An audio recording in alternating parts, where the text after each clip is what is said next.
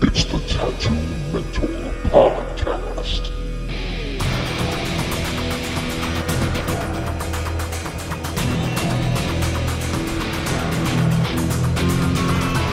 Hey everybody, and welcome to the Tattoo Mentor Podcast. From the Blanket Fort at Tattoos by Keith in beautiful Oceanside, New York. The Tattoo Mentor Podcast is about tattooing, pop culture, comedy, interviews with creative people, my personal thoughts and rants. If that's what you came to hear, you're in the right place. Enjoy the show.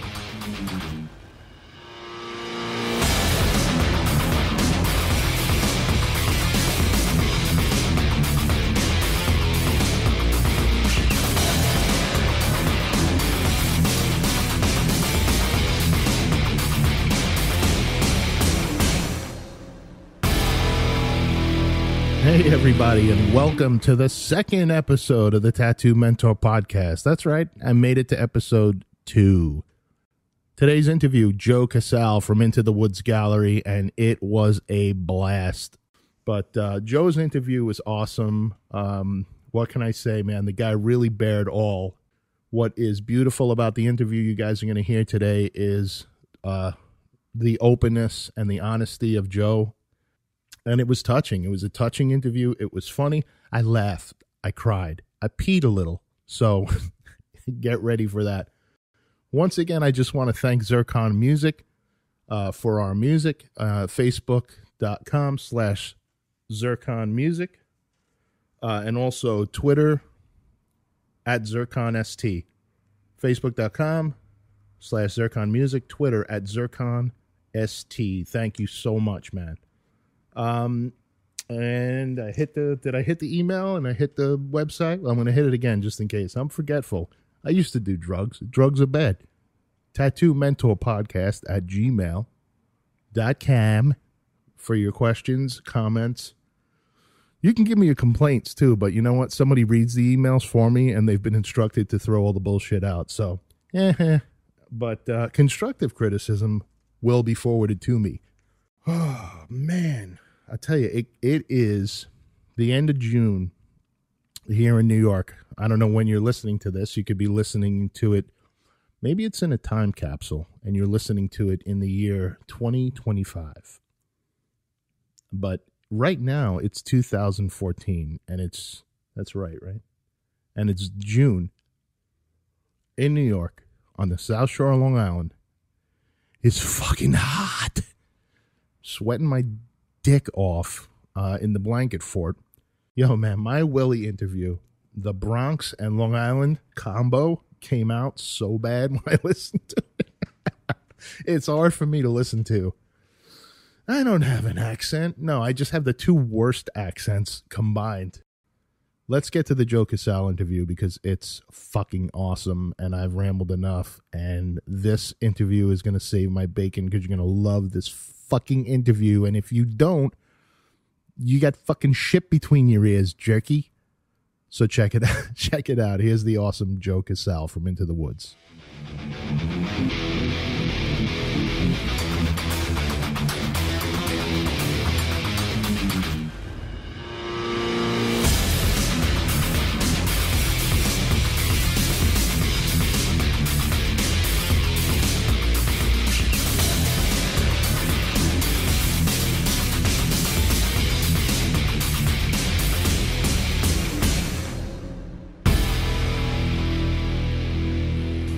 Hey everybody, we're here in the Blanket Fort at Tattoos by Keith, and I'm joined by Joe Cassel. Am I pronouncing that right? That's correct. Or do you say it like back when Jerry Lewis was funny? Cassel!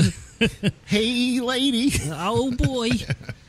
So Joe is nice enough to come down from Middletown. You were in town for the Empire State Tattoo Expo, is that correct? Yeah, that's right. I didn't get a chance myself. It looked great online. Tell us a little bit about the expo. It was great. There was all the best artists from around the world. A lot of my favorites, Nico Hurtado and Carlos Rojas and Ian McCown and countless others. The show was great. It was at the Westchester County Convention Center in White Plains, and was really good. It was a nice show. It was very intimate. The level of talent and the pieces that were just coming out of there were incredible. So, on that, having done conventions, we've both done plenty of conventions. Would you say that, what's your feeling about conventions nowadays? Do you feel like I think most people feel like there are too many, but I don't want to put words in your mouth. Do you feel that there are too many, and how do you feel about, you mentioned a little bit about quality control at this convention. They seem to be good about, keeping the quality of the artists up, and give us your thoughts on that. Well, there's definitely a lot more conventions out there than there were, say, even 10 years ago. But, yeah, I feel like you have a variety. Some shows are very well put together and very well organized, and they definitely keep a high level of quality at the show, and still manage to include some local talent wherever the show's being held. And then there's other ones that are maybe a little bit less quality, but still fun. They're all pretty much a good time. Right. So if you had to, other than talent, because that's an obvious one, what would you say, other than just the talent pool, what differentiates a great convention from I won't use the word bad. Although you know that I mean an awesome convention from a shitty convention, but right. What separates a great convention from a lesser convention? It's hard to say. I mean, I think sometimes just the vibe. I don't know how else to put it. The overall mentality and attitude of the artists and the people attending. The crowd, the public that comes to the shows has a lot to do with it. Also, I think when they have like good seminars and good things going on stage, whether they be acts or bands or sometimes they have like speaking panels and stuff like that when they're discussing the evolution of the art in the industry and stuff like that, like say Paradise convention or retreat, and places like that where the emphasis is more on the art and the artist than the whole entertainment value of it. But there are definitely some that are more party oriented and a little bit more entertaining as far as having bands on stage and different acts and stuff like that. So it's difficult for these promoters, not having ever been in that position myself, to kind of please the artists and please the incoming crowd, because not everybody who comes and pays for a ticket is an artist. Most aren't. Which shows are your favorites to do, and which do you think your favorites are more kind of artist centric versus general public centric? Yeah, I'm definitely more into the more artist oriented ones. I haven't been to a lot of the major ones, but the ones I have been to, like Paradise and Hell City. I just did my first Hell City convention this year, and it was really great. The Paradise one was probably the most inspirational for me for a few reasons. I mean, the location, the setting up in the mountains of Colorado was just amazing, and then the overall attitude, the artist there was very warm and welcoming and very free, sharing information and stuff like that, and I really enjoyed that a lot. Now is that the convention or the artist retreat? That was the convention. I haven't been to the artist retreat yet. What do you think about? Is there a Joe Cassel seminar, DVD, ebook in the future? Have you had any thoughts? Are you a teacher? It's not something you're into. What are your thoughts on that? I have no problem sharing what I know. I still feel like I'm a student in this game. There's a lot of people that I look up to and that I learn from. So I don't know if I'm ready yet to put out an instructional DVD or anything like that yet, because I feel like I'm still trying to master my craft. Every convention I go to or every guest artist that comes through our shop, I try to pick up a little something from what they do and their techniques and try to apply it to my own style and things like that. So maybe eventually, maybe a year or two down the road, who knows? But right now I'm just focusing on becoming the best artist I can be and just kind of focusing on my work and trying to improve myself as as an artist and as a businessman, and the marketing side of it is probably where I need to learn the most. I mean, a lot of guys don't know the basics of running a small business. I mean, as something as complex as marketing, but I mean, even just simple things like they don't know how to balance their own checkbook. They don't have credit cards. They don't they don't have any money in the bank. They're stuffing their money in the mattress. I mean, how do you feel as far as like what's your experience with the people you've worked with and been around as far as just like life skill set outside of tattooing in the tattoo community?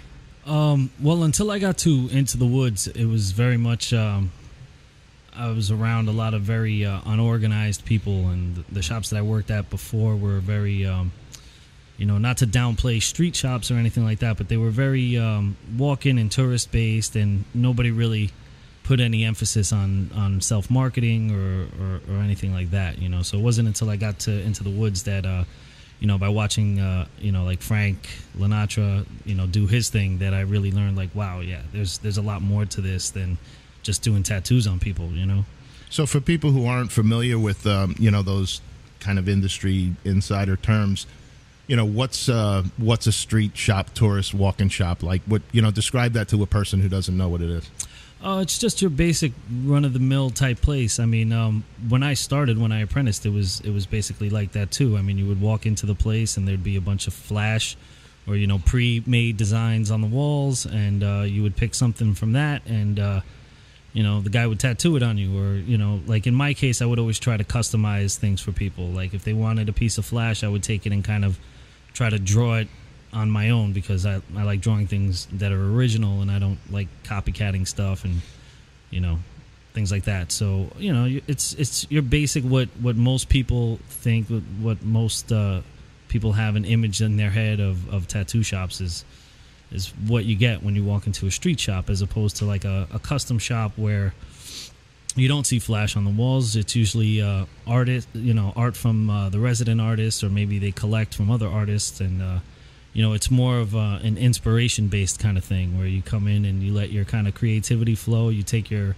client's ideas and try your best to interpret them on paper and then eventually on skin. So I think that's the major difference, and street shops basically rely mostly on walk-in business. They're usually in a prime location on a busy street, or by the beach or something like that, where you get a lot of tourists walking by, and I always thought that was awesome. And being that you're tattooing in Florida now, and I know you're originally from New York, how, explain to me why the beach is a good spot for a tattoo shop, because you're getting your tattoo, and then you go in on the fucking beach.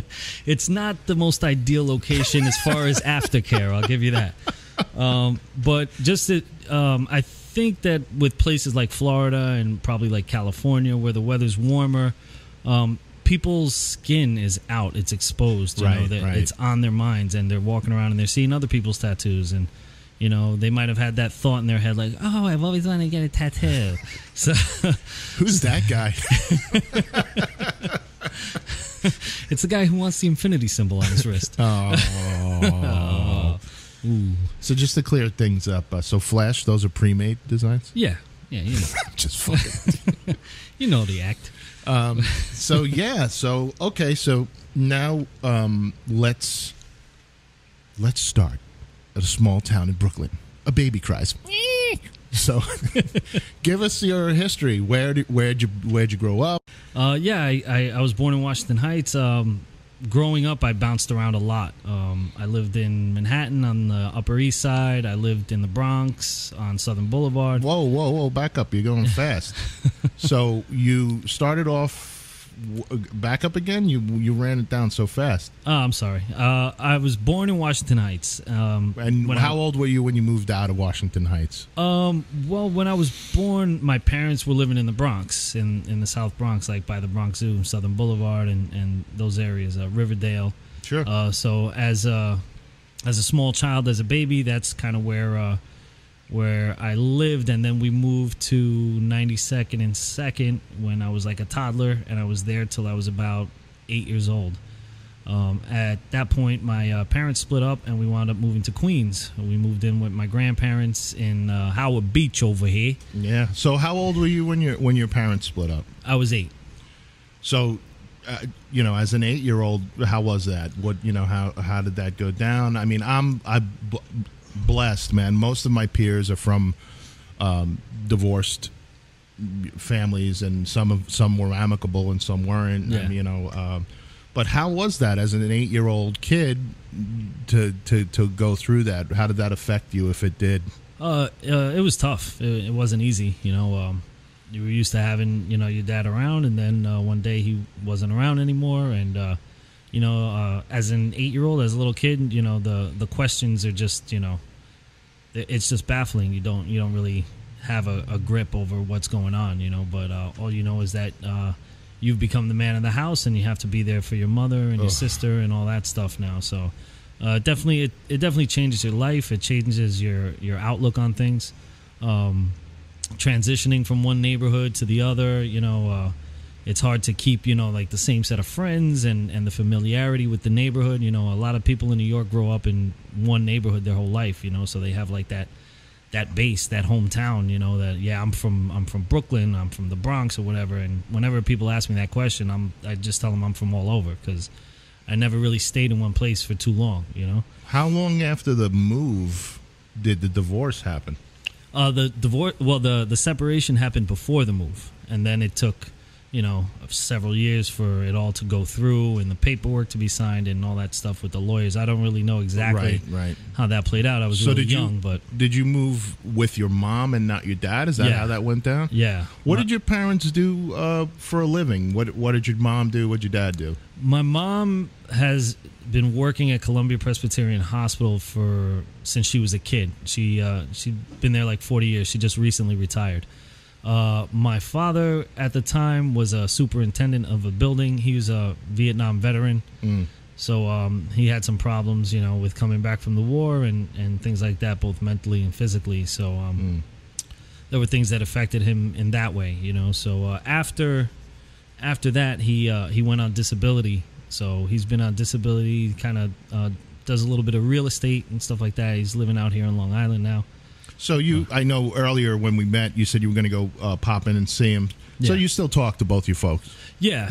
We're still very much in contact. There was a little bit of anger issues growing up, but I've learned to let all that stuff go. And he's still my father. So I love him and I like to see him when I can. We don't get to see each other very often because he lives up here and I live in Florida.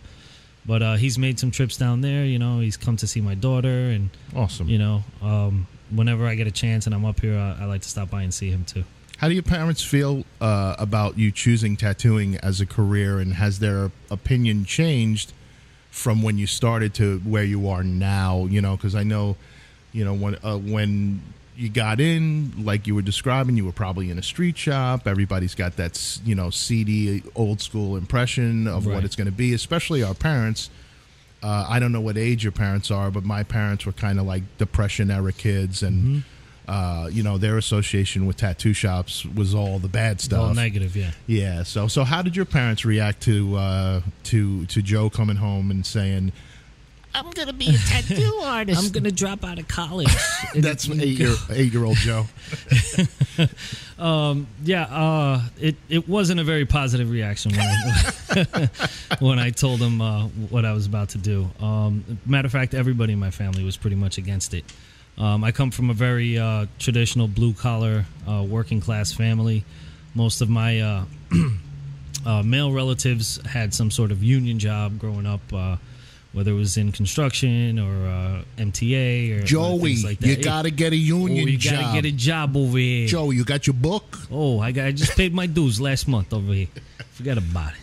So, I was going to community college after high school, trying to figure out what the hell I was going to do. What community college? Orange County Community College in Middletown, New York. They turned out a regular brain trust from that school. Yeah. So many people have gone on to do great things from that place. Who's the most famous alumni from that college? Me.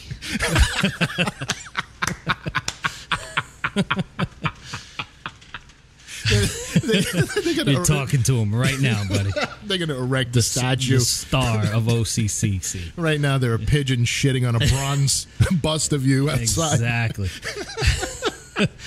So yeah, I was going there. I was going for like a bullshit liberal arts degree, trying to figure out what I was going to do, because I definitely I had been drawing since I was a kid, so I definitely knew that I wanted to do something art related. I just didn't know how I could make a living from it, and most of the advice that people were giving me was pretty discouraging, so I went into Well, stop.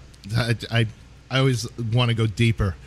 Let's hear some of the discouraging advice you were given. Oh, well, most people would say you'll never make a living as an artist. It's impossible. You won't make any money until after you're dead, kind of thing. So most of the advice I was getting was to go into graphic design, commercial art, and advertising kind of stuff. Yeah, because those guys don't jump off buildings. Right, exactly, because they have such a stress-free job. So I started taking classes to that effect, and just very quickly got bored with it. This is in the early 90s too, so Photoshop wasn't what it is now. If it was probably not even around just yet, but it was it was in the works. But for the most part, it was mainly logos and letterheads and types and fonts and things like that, and it all just kind of bored the crap out of me. I wanted to do something more creative and stuff, and I just wasn't feeling like that was getting me there. So Joe, no serifs. We don't want any serifs. Sans the serifs, please.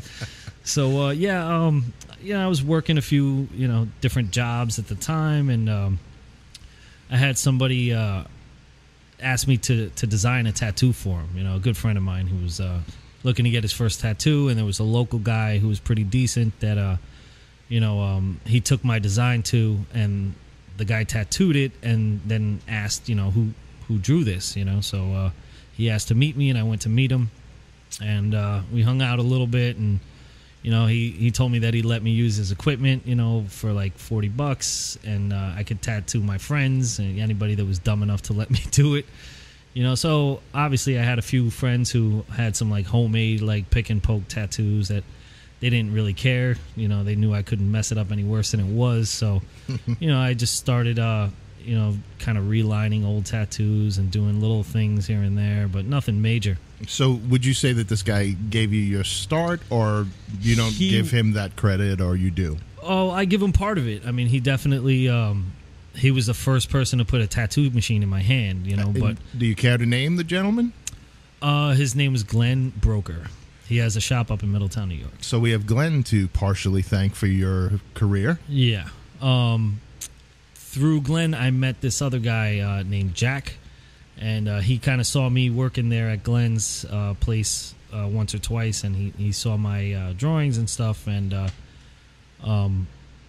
we kind of had a very brief conversation, but nothing happened at the moment from that. But like a few months later, I got an offer to come interview with a guy at a shop who was looking to take on an apprentice, and I went down, and it turned out to be this guy Jack, who I met over there, and he was the first person to he was the only person to take me on as an apprentice. He offered me an apprenticeship, and it was basically an old school apprenticeship. I mean, this guy was like a biker, covered in bad tattoos, and it was basically a straight flash artist. He wasn't really the type of guy who was going to draw you up something custom, but if you came in and you picked the skull off the wall, he'd put it on you. What year is this about? This is probably around 95, 96, something like that. And when you say old school, did you make needles? Yes. And did you make ink? We made our own black, but everything else we got either from what did we use at the time? There was Starbright, there was Millennium. There wasn't much, dude. No, there was no Eternal, no Fusion or anything like that. Yeah, now a lot of Intense. I think Intense was just starting up around then too. Yeah. But yeah, he taught me, like his main thing was the technical aspect of it, or the mechanical aspect of tattooing. He knew all about machines and how to tear them apart and put them back together, and how to rebuild them and swap out parts to make them run faster or slower or whatever. Also, the making needles, that was a big part of the early part of my apprenticeship. I mean, I spent days just making needles. Yeah, sucks, doesn't it? Yeah, it was. But I'm glad I did it. I'm glad I learned it. Yeah. I would also do things like help him rebuild his car and stuff like that. He had a 72 Charger that we worked on, and I think more than anything, it kind of gave me a base of a work ethic, and so this was more of a mentoring relationship than just an apprenticeship. Yeah, it was interesting to say the least. Is Jack still involved in tattooing? I don't know. I've lost touch with him. We kind of had falling out. We had voids. We had differences that led us to parting ways. But the first part of my apprenticeship, the first like 6 to 8 months were pretty cool. I was at a little shop in Rockland County, New York. It was called Indian Ink at the time, and the shop when we got there had a pretty bad reputation. They had a couple of guys in there that were really putting out some bad work, and the owner of the shop got rid of them and brought us in, and pretty much immediately we kind of turned the reputation of the shop around, and it was my early introduction into tattooing, and we weren't really a part of the industry though. It's not like we were going to conventions or doing things like that, so it was basically a very basic rudimentary education, as far as developing my own style and work went. I kind of had to kind of teach myself as far as that goes. Oh, so when you worked at Indian Ink, where were you living? At the shop. Okay, tell us a little about that. That's interesting. Yeah, because I lived probably about an hour and a half away, further upstate at the time. So, and just to briefly interrupt, how old are you at this point? Right now, I'm 39. I'll be 40 in a couple weeks. I don't mean at this point. I mean when I was at this point in the story. In the story, I was probably about 21. Oh, cool. Yeah. Okay, so you're a 21-year-old kid. Yeah. You're living in some tattoo shop. Yeah, because I wasn't really making money, so I couldn't afford to drive back and forth. They paid you in wampum and Indian Ink. I'm sorry, dude. I got to get silly once in a while. Yeah, absolutely. No, they paid me in other things. Beaver pelts. I don't know how free I can be with my my descriptions here. Oh, that's a podcast. Who gives a shit? Okay, so I got paid in weed mostly. Oh yeah, well, we've all been there. Yeah. In the beginning, no, I would get tips. I would get like $20 here and there for my drawings and stuff like that. But mostly, I would sleep at the shop because we were there so early and so late, and the distance, between the shop and my house was pretty far. So I would just blow up an air mattress and sleep in my station basically at the end of the night, because I'd have to be up there early to clean the shop and the bathrooms and start making needles again, so it really wasn't worth it for me to even leave. So was there like a fraternity of guys? Were a few people living in the shop or just you? No, it was just me and Jack. It was just a two-man operation there. Then Jack went home to his warm bed. Occasionally. Most of the time he stayed there too. Sometimes he spooned with you on the air mattress? Occasionally, I see where this went wrong. Two grown men stoned on an air mattress. This is bad things. It's the beginning of every bad story. Well, there was a lot of girls that came through the shop too. So two. Yeah. So we're at Indian Ink. Obviously, getting paid in weed, doing mostly dream catchers, and a lot of dream catchers, a lot of for some reason, I don't know why, but in that area of upstate New York, there was a lot of people getting rebel flags, which I never understood. Nice. A lot of skulls, a lot of Cherry Creek stuff, a lot of dragons and wizards and things like that. Tribal, barbed wire, those things. Yeah, rent payers, man. Exactly. But I know I get the impression you don't want to really deeply revisit the collision or whatever you want to call it with Jack. So let's say things ended with Jack. Yeah.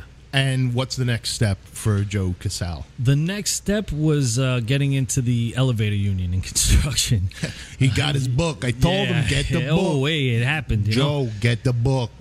Jack and I went and tried to start our own shop, and it didn't work out. Oh, so that was the thing. Partnering up kind of put the kibosh on the relationship. Exactly. As it usually does. Yeah. So at that time, my best option was I had an offer from my uncle who was with Local 1 Elevators in New York City, and I basically went and signed up. I got into the elevator union. I worked for Otis Elevator for like 7 years, and then. So how was that job? It was awesome. It was really cool. No, that's where you see. I totally set you up. It had its ups and downs. Yeah. Whoa, hey. I'm out of practice, man. I haven't been in the elevator business for a while. I should have saw that one coming. Ba-dum-ching. Yeah. It was a great learning experience, and it taught me even more of a work ethic. Sure. And I think the biggest thing I learned from that is how to do the job right. You know, the proper tools for the proper job, and making everything square, plumb, and level so that everything looks perfect once it's done. It's almost the same approach to art. You know? Yeah, I grew up. Definitely don't want to turn the conversation on myself, but growing up as a construction kid, same thing. Work ethic, getting up early, making it happen. Cleaning up when you're done. And, Yep. Now that actually leads to a nice little sidebar. How do you feel about young people in the business and work ethic? I feel like in general, in America in general, the overall work ethic has kind of declined. I think through social media and technology and stuff, it's just making people lazier. So I feel like most of the new people don't really want to work. I mean, specific to tattoo artists, what have you seen? What have you seen that's kind of discouraging? Because I could think of a million things, but this is an interview with Joe Cassel. I've just noticed that people are more interested in becoming famous before they're interested in becoming good at what they do. I feel like it's a lot easier to become well known on social media with things like Instagram and Facebook and stuff like that, and I feel like you can get a lot of followers and get a fan base more based on how you present yourself on these social media than actually your artwork in most cases. I'm not going to say in every case, because there's a lot of young people out there that are coming into the business that are just killing it. So Sure. But there's definitely some people out there that you could tell that their main focus is becoming famous or getting on TV or doing something like that, getting on a show. Oh, you said the two letters. Oh boy! So I have to ask the question, Joe Cassel, how do you feel about tattoo reality television? I've kind of have a love-hate relationship with it. I feel like it has done very good things for our industry. It's definitely kind of made it more mainstream and taken it out of the gutter, so to speak, and showing the people who normally wouldn't consider getting tattooed that it is a legitimate art. I think the level of artwork and quality that's being put out now is being able to be shown more because of TV shows and like I said, social media and stuff like that. So from that aspect, it's really good. And then the cons? The cons would be that it kind of paints a false picture of what goes on and how a tattoo is actually done. I think that a lot of people, when they see these shows, they get kind of misled and think that you can get a sleeve done in 3 hours or something like that. People come into shops kind of making their decisions or their ideas based on what they saw on certain shows, and I think from that aspect it can be a little bit detrimental. But so for a public service, actually, what would you say to the average watcher of any, we don't have to name names, right, any tattoo reality show? What would you say to a tattoo reality television fan? Because they are all our potential customers. Right. What would you say to them as far as kind of breaking that fourth wall? What should they really know when they're coming to deal with you at Into the Woods? I think that they should just watch it, for what it is, as it's entertainment. I think you need to keep in mind that with any reality show, it's scripted and it's kind of guided by the producers. Like, the producers are going to make the show go whichever way they want it to go. So, like, on these tattoo competition shows, I mean, the guy who wins the show may not always be the best artist in the bunch. A lot of these guys stay on these shows based on how well they can play up the drama, right, and things like that. I mean, I've I know quite a few people that have been on these shows, and you get kind of like the behind the scenes take on it. And I think people just need to understand that it's entertainment and it's not really reality. You know, if you did a documentary show on a tattoo shop, I think your audience would be a lot more limited. You know, mostly tattoo artists who are serious about tattooing would really be interested in the actual process and everything that goes behind, making a good tattoo happen, as opposed to the drama and everything that goes on in these shows, because that's what, people want to see. They want to see some conflict. They want to see people go at it and, occasionally throw a tattoo in there so you can, so you can rip somebody up about how bad their line work was or something. But I've always said if they had a real show about a tattoo shop, it would last I think they'd fucking pull the plug halfway through the second episode. Yeah, probably. Like, we're totally bored right now. Yeah, it's just three guys drawing on a table. Yeah, I don't understand. This guy's painting, that guy's reading fucking Harry Potter, and this guy's tattooing. Yeah, I don't understand. Where are the strippers? What's going on here? Why am I watching this? Why aren't they fighting? Yeah, there aren't two gay people yelling at each other on this. No offense to gay people. None at all. Or people who yell. Yeah. It's, I think, like I said, the reality show thing is definitely it's definitely got its pros and cons, but I think people just need to kind of take it with a grain of salt and watch them and just not take it so seriously. So to that end, someone walks in, I come into the woods and I say, God, there's a lot of trees and birds in here. No, I go into the woods and I say, hey, what's up, Joe? I've seen your stuff online. I'm a big fan. I want to get a sleeve done by you of doorknobs and broomsticks. Yeah. How does that consultation go, and what are the realistic expectations for that person? I basically kind of I'll take them in and kind of explain to them what's possible as far as what they're looking to get. I mean, if they have a really cool idea, then say they want a sleeve or something like that. Usually what I'll do is I'll take I'll map out their arm. I'll wrap their arm in saran wrap, and I'll kind of trace out where the muscles and the different curves are, so I can plan out how I'm going to lay out my sleeve. As far as their idea goes, if it's a good idea and I feel like I can really roll with it and make it into something really cool, then I'll take their deposit and I'll start the drawing process. I'll book them a date for their first session. With something like a sleeve, I usually book it probably about a week to 2 weeks down the road, because it's going to take me a little while to kind of put things together for them.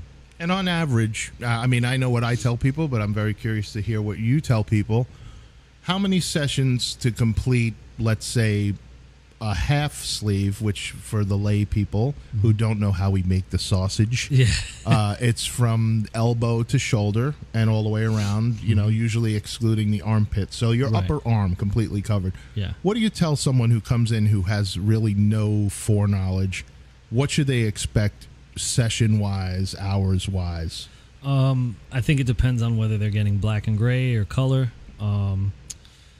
It's definitely usually more than 2 sessions, sometimes 4 to 6 sessions. It also depends on what their tolerance is and how long they can sit.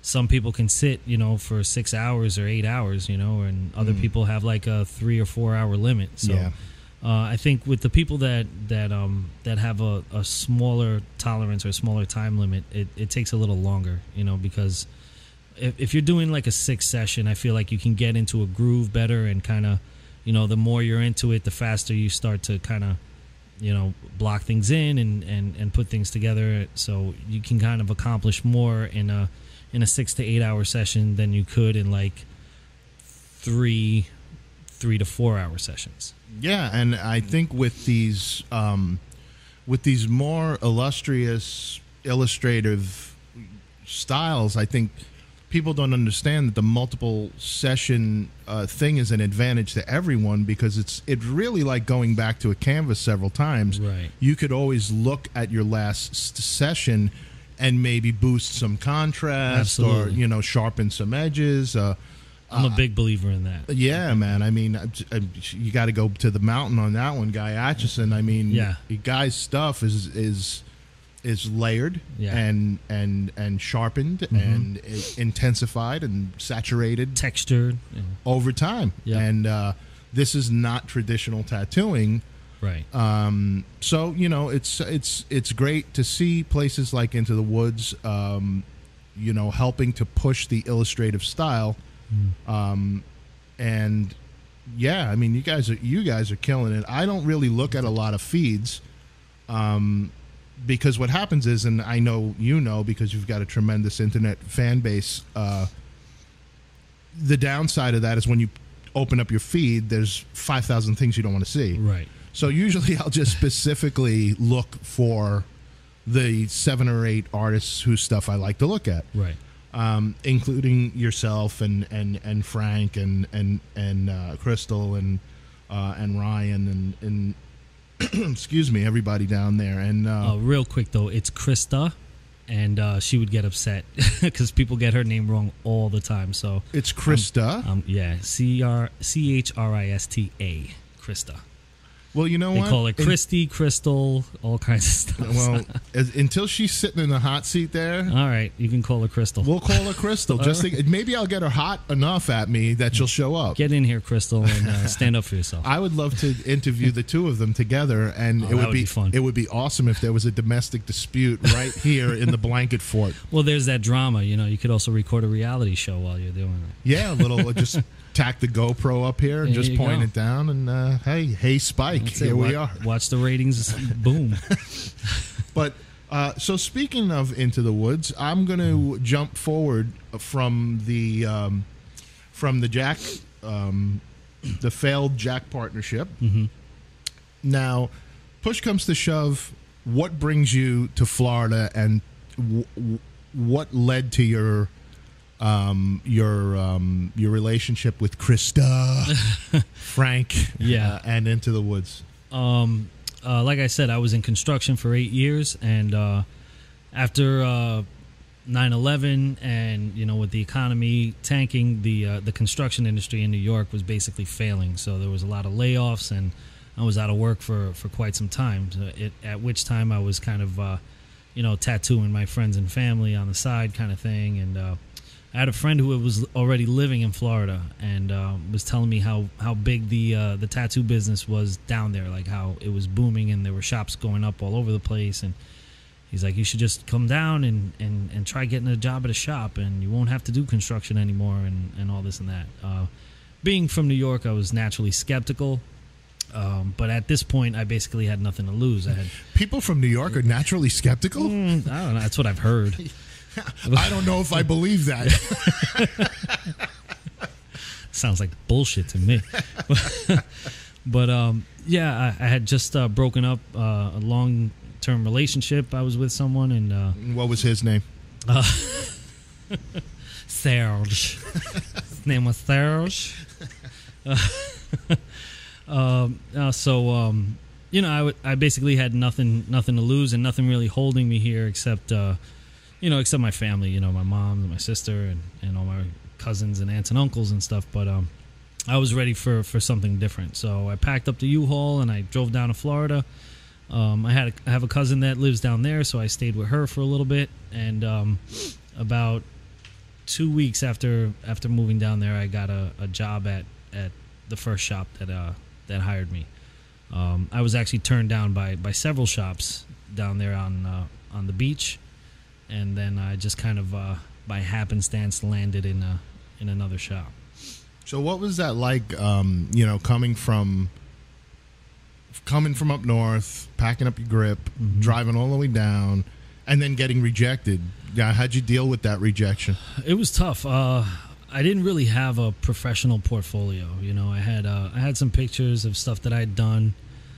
Taken with a disposable camera. There was nothing spectacular about my portfolio. So do you take some accountability for the fact that you were being turned down, or do you think you were getting a little bit of the brush off, or both? Yeah, I guess it was a little bit of both. I mean, I definitely I didn't have like a professional, super tight portfolio by any means. But the shops that I went to also weren't all-star shops. I mean, I was looking through their portfolios, and they weren't spectacular either. So I did feel a little bit dejected by it. And so after that day, on the way home, my friend was like, let's just stop over here and get a drink at the Hard Rock in Hollywood, Florida. And while we were there, we noticed that there was a tattoo shop there. So he's like, why don't we just go in here? And I'm like, well, I just got turned down by every shop in Fort Lauderdale Beach. Like, you know, they're not going to hire me in there. He's like, we won't bring your portfolio in. We'll show you the piece that you did on my back, and we'll see what happens. So we did. We walked in there, and they hired me. They looked at the piece I did on my friend's back, and they were like, oh, you're really good, and they hired me. Awesome. So, you know, it was good. When I first got there, it was in the middle of the Hard Rock. It was very busy. There was a lot of people coming through, and what was in the middle of a Hard Rock? Was that a Hardin Huntington, or was it a Mario Barth? No, it was nothing that anybody would really know the name of. It was originally supposed to be a Hardin Huntington, but I think that kind of fell through, and these guys wound up, you know, taking that spot. So is there like a Harley dealership there too? Yeah, exactly. Oh, I remember when the plans were coming up for that. So that's awesome. That was probably a great shop to be at initially. Initially, yeah, it was. And then I started to realize the type of shop it really was, you know, which was a deluxe walk-in shop. Exactly. I wasn't really happy with how the owners did business there either. You know, specifically what was their business model versus what you were used to or what you were looking for? Their business model was basically take the customer for all they've got. It was really Hold on, let me get a pencil. It was just really I don't know, it messed with my conscience. You know, it wasn't I didn't feel good after tattooing these people and then seeing what they were getting charged at the counter. And there was really no control. I had no control over anything, really. They didn't really want us talking to the clients very much. You know, it was kind of like the thing, they're in the shop, they want this, don't try to talk them into anything else. Don't try to, you know, make it a super awesome custom tattoo. They want this thing, they want this piece of flash, just do the piece of flash. Get them in, get the money, and get them out kind of thing. So I'm assuming these people were not artists. No, they weren't. The owners were definitely not artists. So what were they, just like investment guys, business guys? Did they also own like 3 Chick-fil-A's? Like, no, they started out with a piercing booth in a bikini shop on the beach, and they turned that into a little tattoo studio, and then eventually they wound up making enough money with that to buy a shop, and then they bought another shop, and eventually they got into the Hard Rock. You know, they were smart in the aspect of recognizing how much money you could make as a shop owner with very minimal work on your part. You know, you hire your artists, you pay them less than 50%, and you collect, you know. So yeah, but nobody wins. No. Except for the guys who make the money. Exactly. And they really don't win long term. No. It's not like they're going to last or have a place in the real tattoo industry. You know, there's no... you know, they're not going to do conventions. They're not going to, you know, be featured in any magazines or anything like that. No, nobody's taking home any trophies to that shop. It's just, you know. There are no pigeons shitting on bronze statues of those guys. None whatsoever. So what leads you out of there and into the woods? From there, I went to South Beach. I took my talents to South Beach. Yeah, much like LeBron James. I basically got tired of being pimped out there, and that was my fake laugh because I'm not a sports guy. I was like, oh, LeBron James. Who's that guy? I own a pair of his sneakers. So I just basically got tired of that place. Around the time when my daughter was going to be born, I asked for a raise, and they blew me off. So I basically, you know, made my peace and left. I left on good terms, but you know, very professional and stuff. I gave them 2 weeks notice and everything, and you know, no hard feelings, but I had to move on. So okay, stop. We went from you're on an air mattress with Jack, and now you're having a daughter. Yeah. This is, please tell me this is not some kind of bizarre sodomy. No. Doo-doo baby. No. There's many years in between the whole air mattress with Jack and then having my daughter. So Yeah. how did you meet? Are you married? Yes, I'm married. And how did you meet your lovely wife? I met my lovely wife at the Hard Rock. She was a bartender. Not the same night you found the shop. The same night I got Holy my job. shnikes. Absolutely. Actually, because I got hired, we decided to go and celebrate me getting my first job at a tattoo shop down there. So we went over to the bar where she was working at and had a few beers. And, I basically told her that I was going to be working there at the Hard Rock and if she wanted to hang out and all that stuff. And we just Listen, the trifecta is, did you make the baby the same night? No. Oh, shit. Baby came 3 years later. I thought we had something. No, 3 years later. But I did have a trifecta that year. I went down to Florida. I got, back into tattooing full time. I met my future wife, and my New York Giants won the Super Bowl. As mine Back as well. to sports reference. The only sport I do watch. There you go. The only one worth watching. And really. the only team I watch. Exactly. But, all right, awesome, man. So now you're married. You're in Florida. Mm-hmm. Your first lovely child is about to be born. Mm-hmm. You must be freaking the fuck out at this point. Yeah, pretty much. I didn't know exactly what was going to happen because I was in a transitional period between that shop and the new one I was going to in South Beach. It was a brand new location that was opening up. One of my friends that had worked with me at the place in the Hard Rock was working there as well. He got in before I did, so he was the lead artist. His name is Vic Vivid. He works with Robert Foe out in Las Vegas right now. So we both wound up in very good situations. Cool.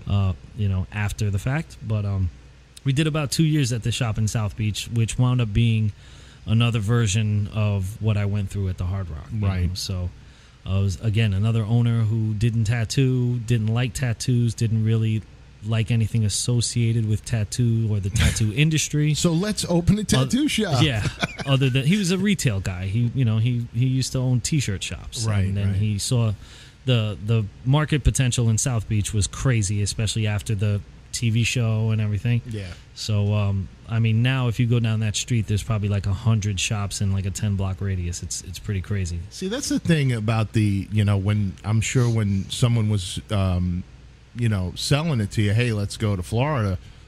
Like the whole Florida tattoo exodus is based on those shit shops. Right.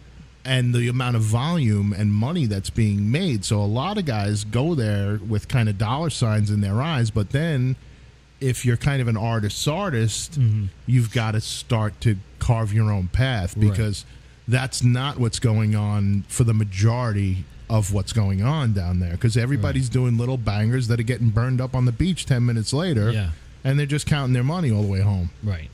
For me, the money was always secondary. I've always been really much into making a name for myself as an artist, and it's difficult. It's not easy to separate yourself from other people in the art world and stuff like that. You have to do something that's unique and appealing to the general public and stuff. But what did you do? What did I do? What you just said, I've got to do this, I got to do that. Well, what did you do? I just tried to kind of improve my own style and keep doing as many custom pieces as I could, and try to just kind of distinguish myself from every other guy on the beach, that was doing whatever flash pieces or modification of flash or stuff like that, But being in those shops, it wasn't all negative. I learned a lot. I got a lot faster. Yeah. I learned more how to kind of deal with clients and customers, but it was still difficult because we weren't really allowed to set appointments. So everything I had to do and draw, I had to draw it up pretty much on the spot, right, and tattoo it immediately. So I wouldn't have time to refine it or to fix little things that now, working at this shop at Into the Woods, I get a chance to really kind of explore the possibilities of each piece. And, if I draw something once, I have Frank there who's always very good at kind of pointing out how you can make it better and how you can make it more dynamic and, force perspective or, create a more, atmospheric background to make it look like there's more depth and there's things coming at you and things fading off into the back. And, things like that, you know, which was really a big part of the evolution of my work and stuff, you know. Like, it progressed as I was going through each one of these shops, but at this shop, it's really, I feel like it's taken, you know, a huge step forward. So if you had to describe your style and skill level when you got to Into the Woods versus today as you're sitting here, compare and contrast. I think when I got there, I was a pretty solid tattoo artist. I mean, I like to consider myself pretty well-rounded. I don't feel like I have a specific specialty that I specialize in. I enjoy doing portraits. I enjoy doing color, black and gray. I like doing a lot of biomech and bioorganic stuff. But I think once I got Into the Woods, I kind of got a sense of just being more artistic, like more complete as an artist. When I first met Frank, I showed him my portfolio, and he was looking through my tattoos, and he goes, "Yeah, you're good. Your tattoos are solid. They're clean. But where's your artwork?" He's like, "I don't see any sketches. I don't see any paintings. I don't see any drawings or anything like that." So right. And I was like, holy shit, nobody's ever asked me that down here. You know, none of the shops that I'd worked at prior to this had they asked me if I could even draw. You know, so obviously it wasn't a concern for them. But when I came here, it was one of the things that kind of really impressed me the most about meeting Frank. Was his main concern was whether or not I could create something, whether or not I could draw something out of my head and not just reproduce something I saw. I mean, because with portrait artists, I mean, as great as these portraits are, especially nowadays with guys like Nico Hurtado and the like, it's amazing the kind of work that they're doing. But, you know, in the end, they're still reproducing a photograph. I mean, sometimes they make their own references, and I think that's always more impressive, you know. But when you're creating something with like the things that Frank does, or even guys like Guy Atchison or Ty McEwen and stuff, we're creating like amazing bio pieces and things like that. Is all that stuff is original. It's all out of your head. It's all, you know, never been seen before they put it on paper and then put it on someone's skin, you know. So I feel like that level of art is just a little bit, I don't want to say better or superior, but it's a little bit more creative, I think.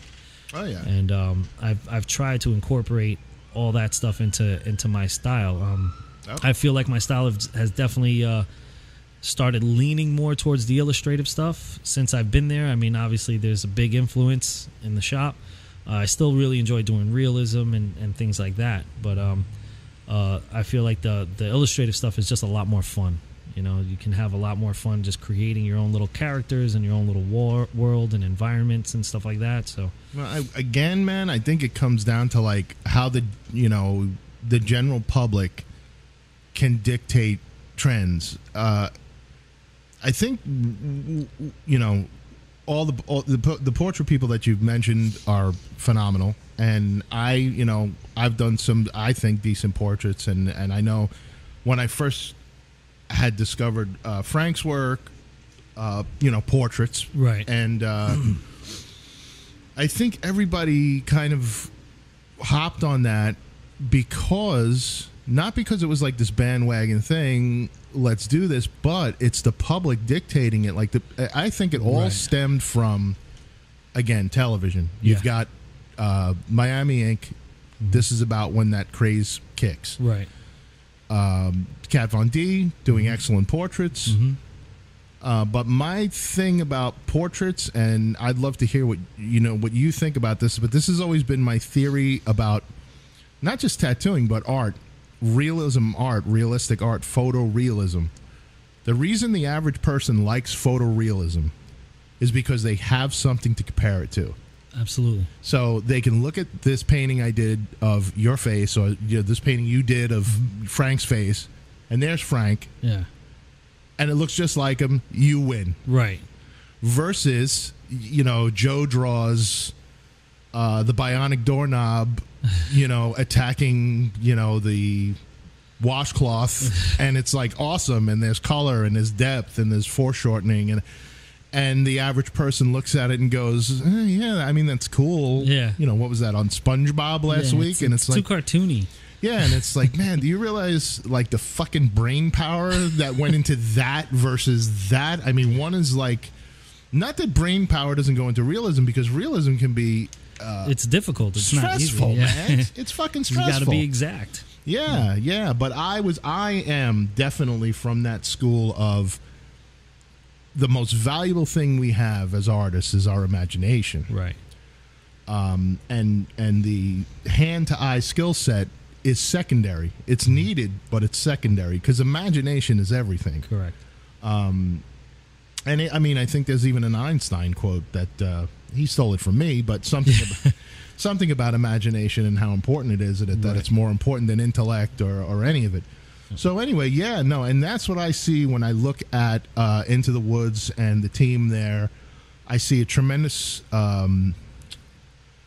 just stew of imagination and creativity, and I tell you, even at 21 years of tattooing, I'm inspired by everything I see coming out of there, and I can't wait to not to hijack your interview, but I can't wait to speak to Frank, because it's funny, when I discovered Frank's work, we had both tattooed a client one day apart. Mm-hmm. And the piece that Frank did was pretty much it was a beautiful piece. This is not a criticism of the quality of the piece, but we both kind of did like our take on taking a realistic skull and like tweaking it. Right. And then within 6 months, he just went to his animation background. Yeah. And all this fucking shit came out. And I was like, where was that guy? Yeah. Yeah, definitely. I mean, Frank has that background. Like, he went to the Art Institute and he graduated with a degree in illustration and animation. And I think that was his original game plan, was to go work for Pixar. Right. I think it clicked. I don't want to speak for him, but he's told me on many occasions that speak for him. Him and Crystal. No, I'm kidding. His relationship with Jesse Smith was a big influence in his career, and him taking his work away more from the portrait stuff. He was an excellent portrait artist, and kind of completely shifting gears and going full force into the illustrative thing. Dude, I've never been so happy for an artistic change in somebody I didn't know. Right. Like, I looked at it, I was like, fuck. Yeah. That's him. Yeah. That's him. It's amazing, and it's definitely I mean, every piece he does I'm just blown away by, and the fact that I get to be in the same area as him and watch his process on how he develops these pieces and how he makes them look the way they do. I mean, I've learned so much just in the less than 2 years that I've been working with them. Not only from him, but from Krista, who's an amazing painter. And who's that? Krista. She works there as well? Yeah, she works right next to Crystal. I'm busting your balls, and you're not even here. She knows I'm a huge fan of her work. And I'm constantly hitting like on Instagram. Yeah, she'll get it. She's awesome.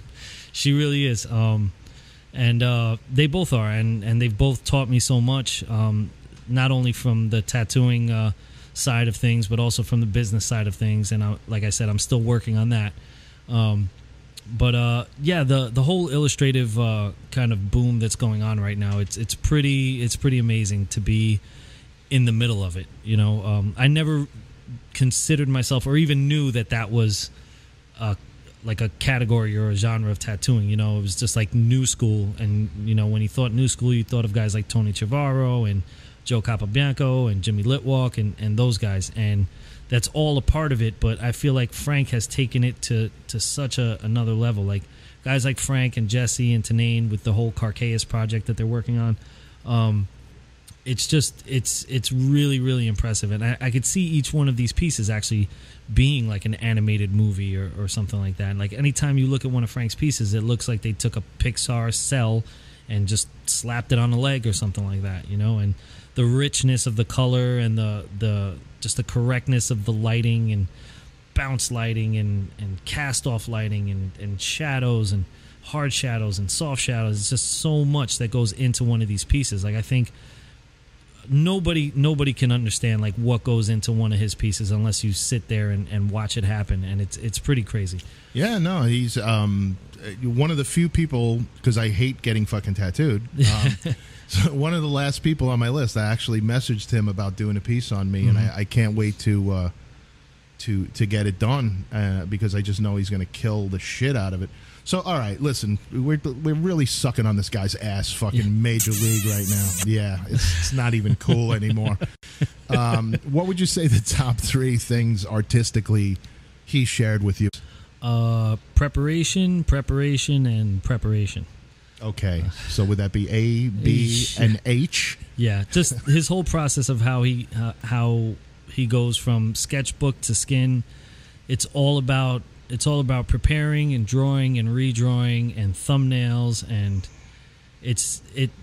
I think people think that he just sketches these things up, in an hour or something like that, but it can take him weeks to put together a piece. He'll do character studies of each character that's going to be involved in the scene, and then he'll do background studies and color studies and lighting studies, and then he does the tattoo and he has to charge $1 billion.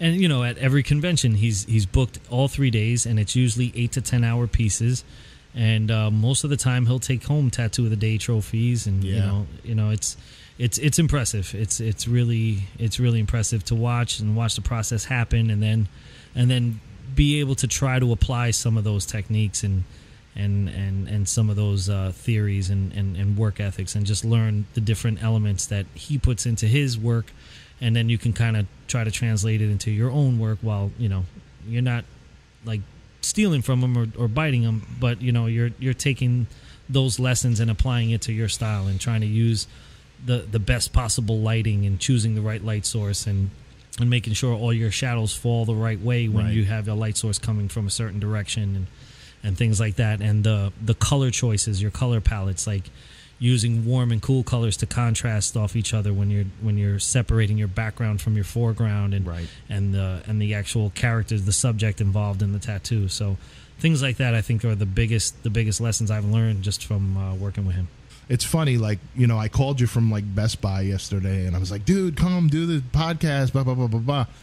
So how did I know that Joe Cassel had old school work ethic? Because when I said come at 11:30 a.m., he came to Oceanside from Middletown, New York, and was here a half an hour early. Yeah. That's the shit right there.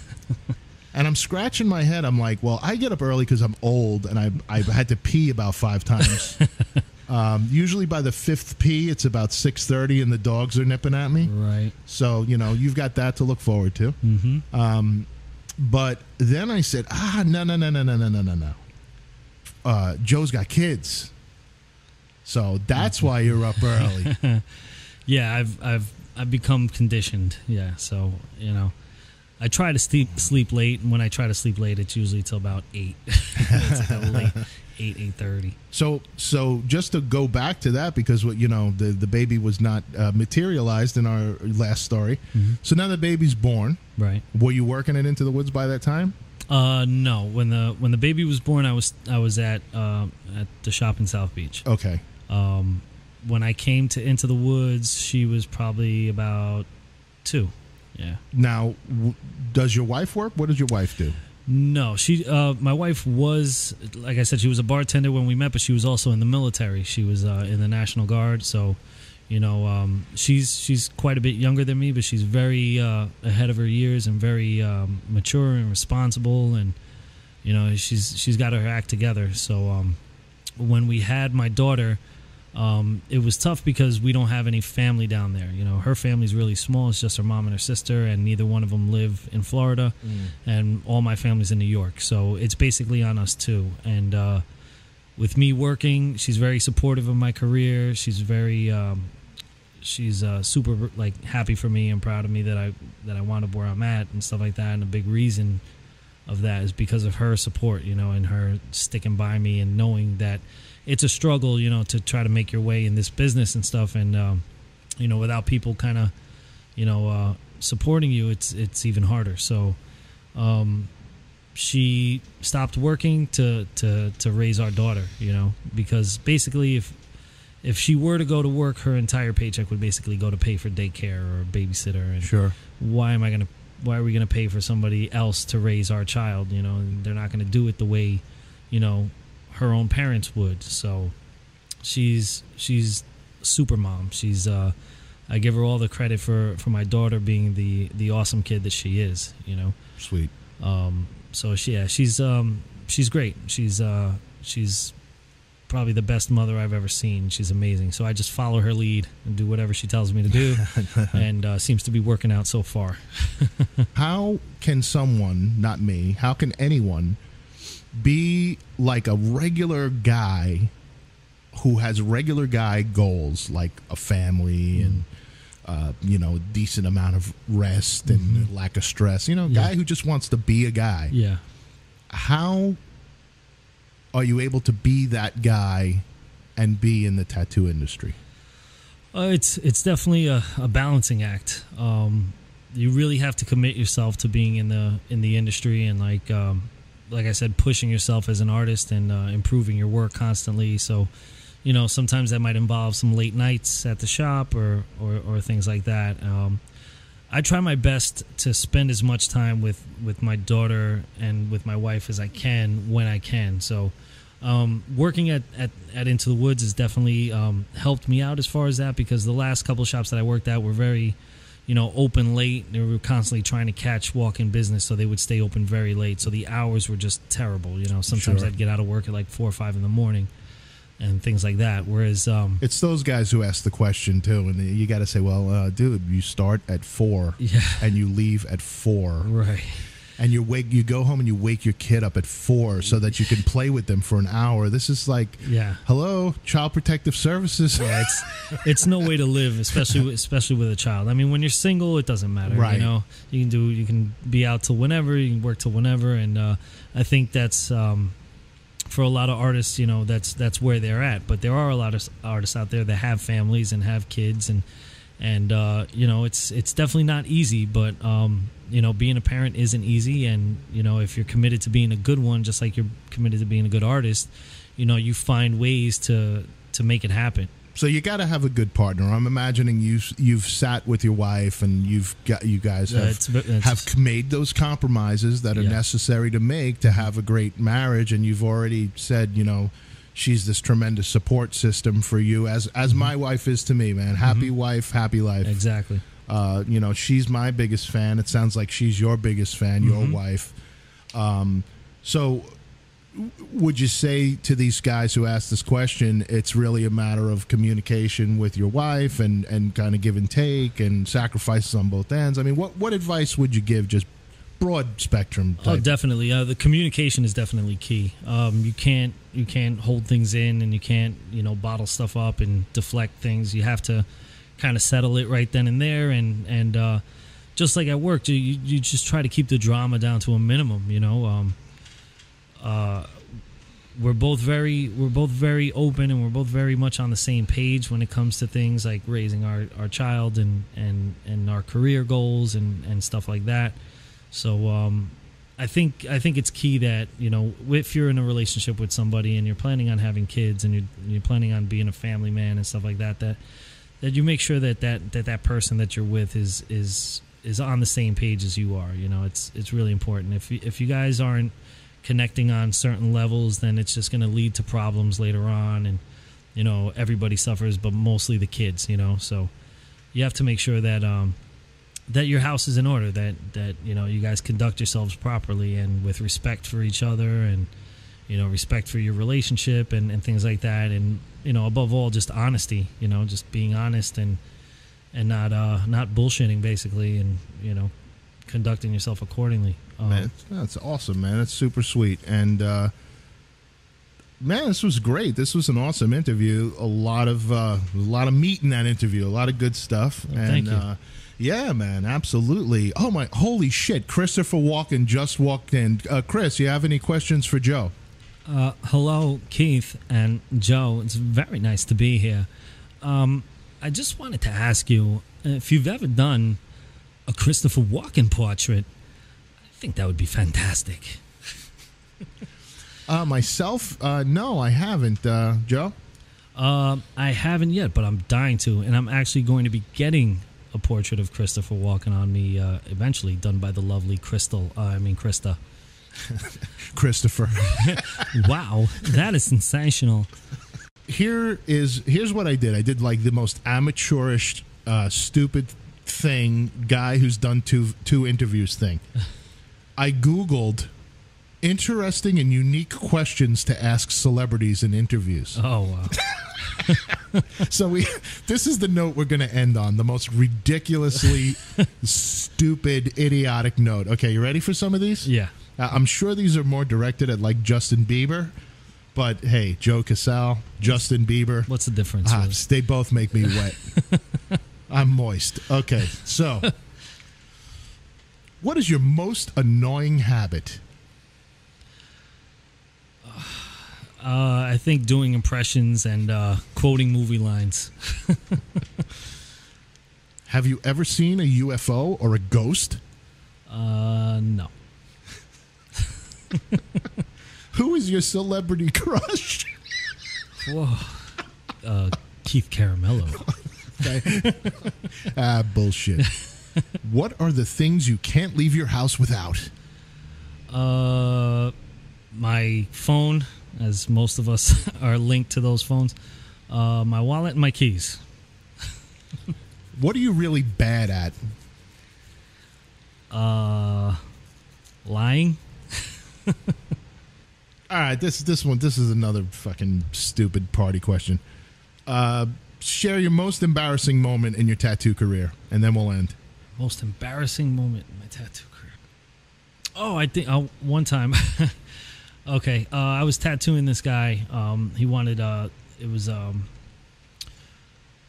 Superman tattoo. It was Superman in a chair, like a barber chair. He was getting a haircut from Harley Quinn. She had like a big chainsaw. It was a really cool. The reference was awesome. It was kind of done in the style of a Norman Rockwell painting. Okay. And I had to flip it so that it would be facing the right way. And I put it on this guy's leg, and just after I finished the outline, I noticed that the S on his chest was backwards. Everything else looked great. It looked correct. But I saw that S was facing the wrong way. So I had to nut up and kind of tell the client, hey, listen, man, I kind of screwed up here, and the S is backwards on your Superman. So if you want, it's still in the outline stage, and I can fix it. I can change it, right now, because it was color outline. And I felt like I can tweak it and make it look right. And he, the guy was really cool, and he was like, no, man, you know what? It's Bizarro Superman now. So I was like, all right, it's perfect. Thanks. But yeah, it was a little embarrassing. Oh, man. All right. Well, listen, man. Excellent. Thank you very much for coming. It's my pleasure, man. An honor to have you here, and continued success, bro. It's an honor to be here, man. Thank you very much. All right. Awesome.